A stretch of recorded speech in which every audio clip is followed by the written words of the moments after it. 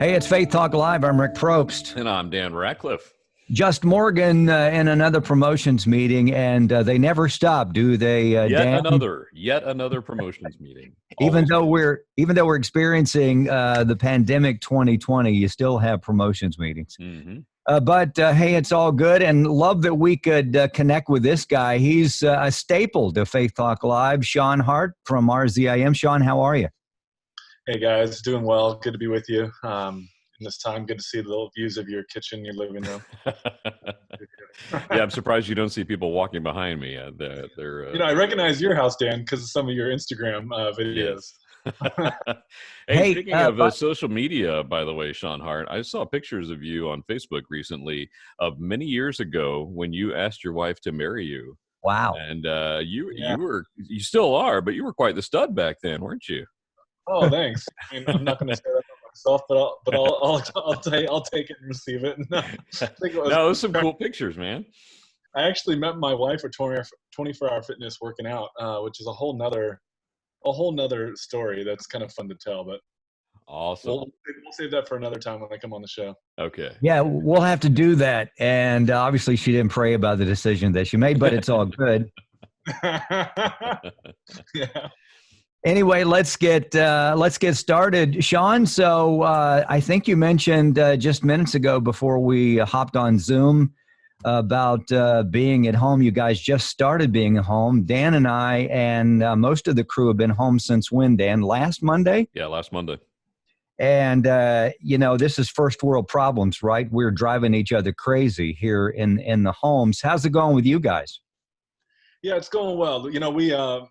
I think we're tracking right along with you guys, and that was right around the time where it was kind of, we were given as a RZAM headquarters more of an option of staying at home and even an encouragement but also saying you can still come in if you need to. But it was just yesterday that we, closed the office down, other than a few vital staff that have to come in and keep systems going. But yeah, so we're actually tracking along with you guys pretty close. You're right about first world problems. We talk about I've heard a lot of people talk about, they got the freshman 15, you got the quarantine 15. More like quarantine 20, I think.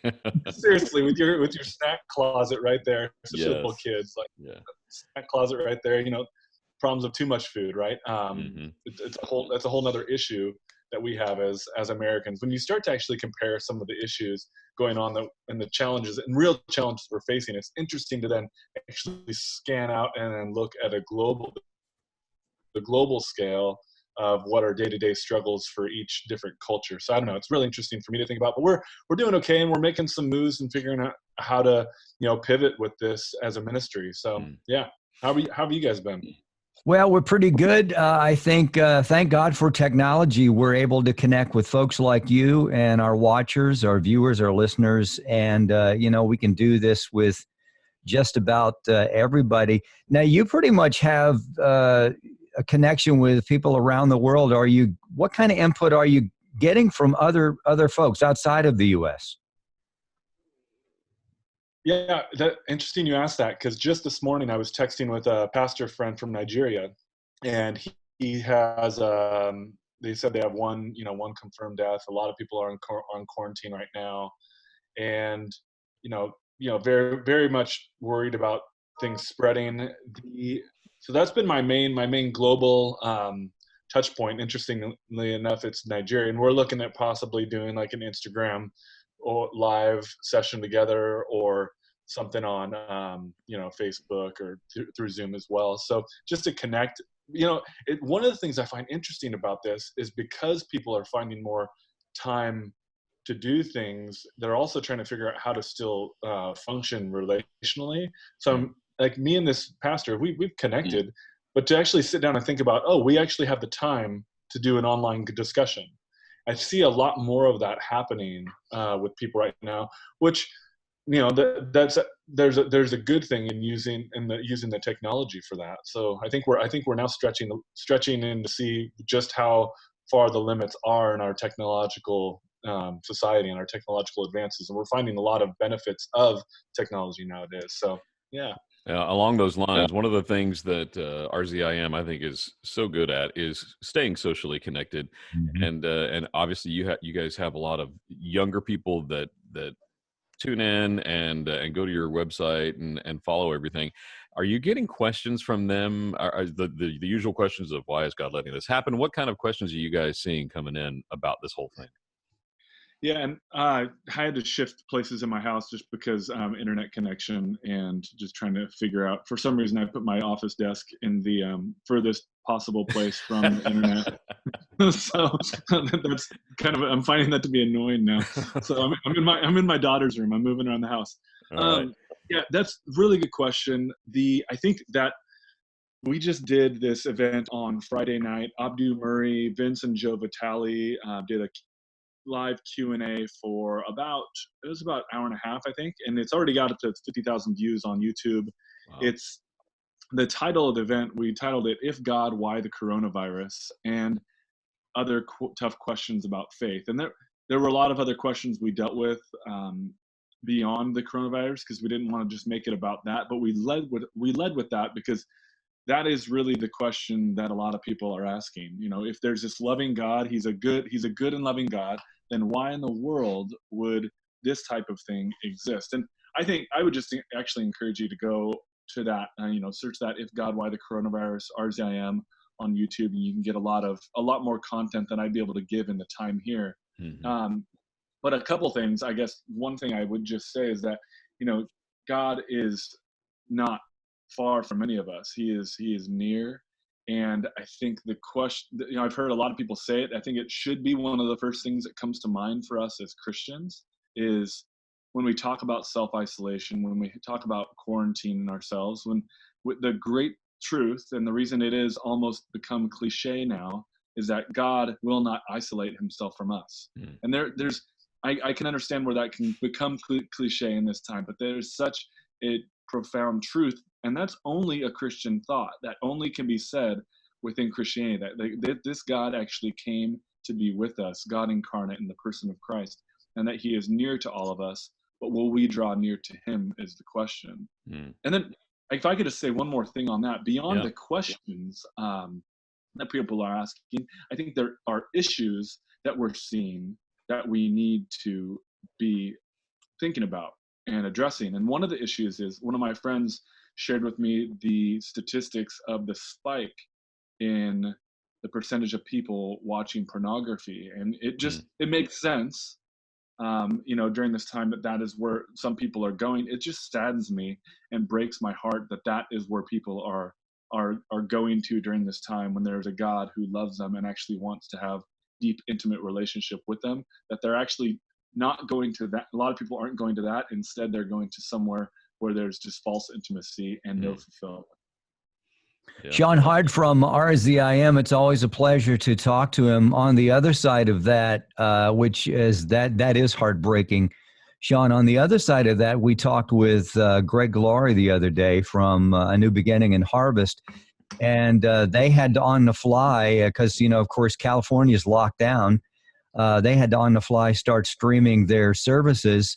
And he has a large church anyway, but they had something like 300 to 250, 300,000 people viewing at that time, and thousands of salvations. So it's getting people's attention.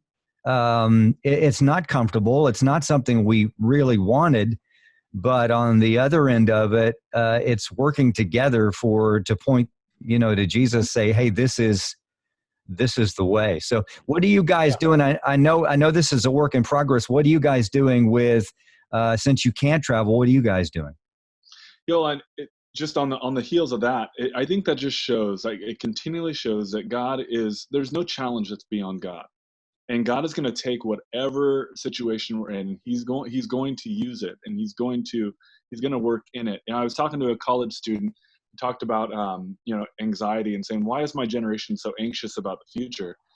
And I said, there's a lot that goes on around anxiety, and I'm not a psychologist to speak to that, but I will tell you just one thing, is that your generation, it was Gen Z, has also become shown to not know the Bible story well, to the story of the scriptures. And God just didn't give us a bullet point list of him. He gives us a narrative to read about him, to see how he's been faithful throughout the past. And if we remember his faithfulness in the past, then we can look forward to the future and trust for him to be faithful and to have that hope in the future, but it's kind of anchored in that past. And that's why people, set up altars throughout the Old Testament, so they would remember. In Judges, the people fell away when they did not remember what the Lord had done. So there's this idea of spending this time actually to think back to what God has done. And then also just like the fact that you just shared, just showing that God is going to continue to work. As a ministry, we are trying to just basically say, okay, we're grounded in a sense. So now let's move online. One of our values is digital transformation. This is one of our initiatives for this next year prior to this whole thing happening. And this, in a sense, does push us further into that. And so we are doing this thing called Take 5, where if you're on our Facebook channel, Take 5 is like a 5-minute thought by our Zoom speaker every day. There's Saturday sessions, which Saturday morning, I think it's 9 a.m. or 10 a.m. Eastern Standard Time. There's going to be a relevant message shared Saturday morning. We're also going to start to do more of those Friday night Q&A events. So, and we're writing more. We're doing devotions that we're going to be posting. So it's really through the RZIM YouTube channel and RZIM Facebook and Instagram are really the places that you're going to see RZIM more and more, because we are heavily pushing into this digital space and doing what we do. The hard thing for us is we like to sit face to face with people. We like to, like Robbie says, eyeball to eyeball. We like to look them in the eyes and actually look at the question or behind the question. But, so we can't do that. But in this time, we still want to be there for people, especially with the tough questions that are being raised. Yeah. Dan, do you have another one? I don't, and that we're pretty much out of time, so we probably need to wrap it up. But Shawn, tell us again how folks can find your podcast and all the RZIM stuff. Yeah, so you can go to rzim.org, and there's places not events right now happening right now. There will be events in the future, but you could look at some of the digital content. There's my podcast with Hy-Vee Tyson, Cover to Cover. Ask Away is one where there's lots of Q&A. I would say go into the library there and look back on all the questions that Joe and Vince have addressed. And there's a brand new podcast by Abdu Murray, who is an award-winning lawyer from the state of Michigan. He's now started a podcast called The Defense Rests, and it's going to be like the lawyers he looks at burden of proof, he looks at the resurrection. Those are the first 2 episodes. I would say definitely go check that out as well. Cool. Hey, it's Shawn Hart, rzim.org, and all the other stuff that he said, Facebook, podcasts, etc. Shawn, we would love to connect with you in a week and a half, 2 weeks, and let's catch up, see what's going on. And we just love spending time with you. Thanks so much. Yeah, thanks for having me. Love spending time with you guys. And yeah, let's definitely connect here soon. Awesome. Shawn Hart, rzim.org. Hey, we'll be back. I'm Rick Probst. And I'm Dan Ratcliffe. This is Faith Talk Live. Stay there.